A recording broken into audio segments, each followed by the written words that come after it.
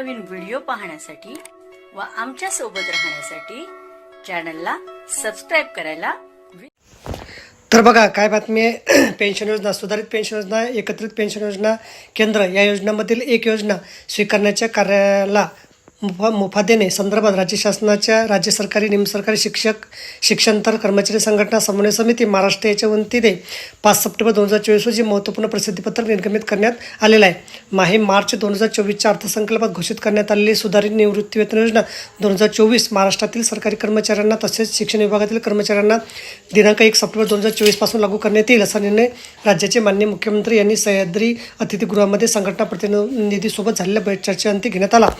केंद्र सरकारच्या एकीकृत पेन्शन योजनेपेक्षा राज्याची योजना सरस असल्याचं यावेळी संघटना प्रतिनिधींना माननीय मुख्यमंत्र्यांच्या लक्षात आणून दिले.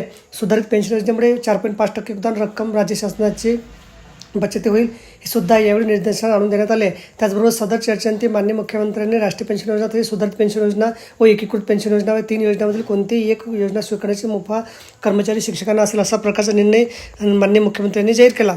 या संदर्भातील अधिकृत शासनाने अधिसूचना पुढील आठवड्यात निर्गमित केला जाणार असल्याचं त्यांनी स्पष्ट. त्याचबरोबर 1 नोव्हेंबर 2005 पूर्वीच्या जाहिरात अधिसूचनेद्वारे अशा सर्व राज्य सरकारी कर्मचारी तसेच शिक्षकांना सन 1982 पेन्शन नियमानुसार राज्यातील जिल्हा परिषद शिक्षण विभागातील शिक्षक शिक्षकेतर कर्मचारी त्याचबरोबर अनुकंप तत्वावरील तत्कालीन प्रत्यक्ष यादीतील कर्मचारी यांचे संदर्भातील न काढलेले आदेश त्वरित काढण्याची विनंती संघटनेच्या वतीने करण्यात आली.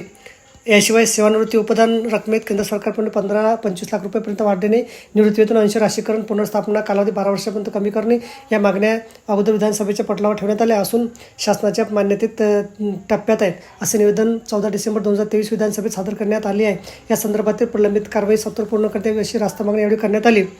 तर राज्य शासनाला संघटनेमार्फत सततच्या कारवाईची ग्वाही देऊन आगामी दिनांक 4 सप्टेंबर 2024 नंतरचे संप आंदोलन स्थगित केल्याची घोषणा संघटनेच्या वतीने श्री विश्वास काटकर निमंत्रक समन्वय समिती यांनी केली असल्याचं नमूद करण्यात आलं आहे. तर बघा अशा प्रकारे अत्यंत महत्त्वाची माहिती आपल्याला समजली असेल. आवडला असेल तर लाईक करा आणि शेअर करायला विसरू नका.